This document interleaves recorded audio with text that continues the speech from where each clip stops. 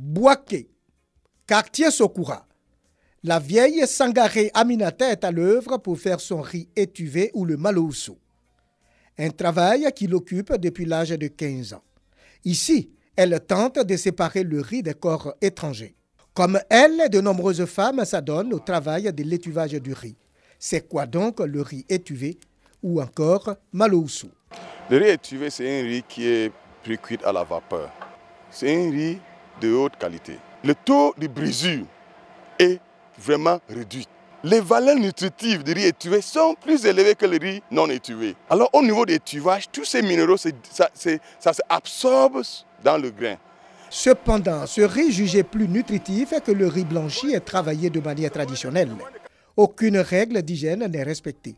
Séché aux abords des rues, ces séchoirs servent de passage aux animaux domestiques et aux hommes.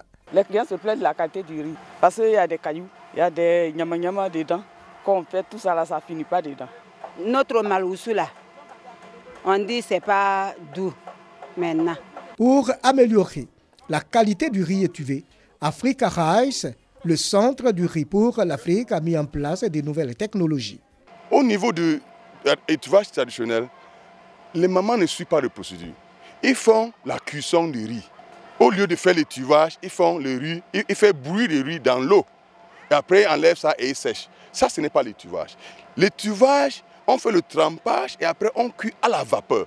L'eau ne vient pas en contact avec le riz au cours de vaporisation. Voilà une grande différence entre la méthode qu'on vient de leur montrer et la méthode qu'ils utilisent. Moins pénible, plus rapide, rentable, hygiénique et prenant en compte la protection de l'environnement, ces technologies améliorées de l'étuvage sont enseignées aux étuveuses de Bouaké et Gagnoua.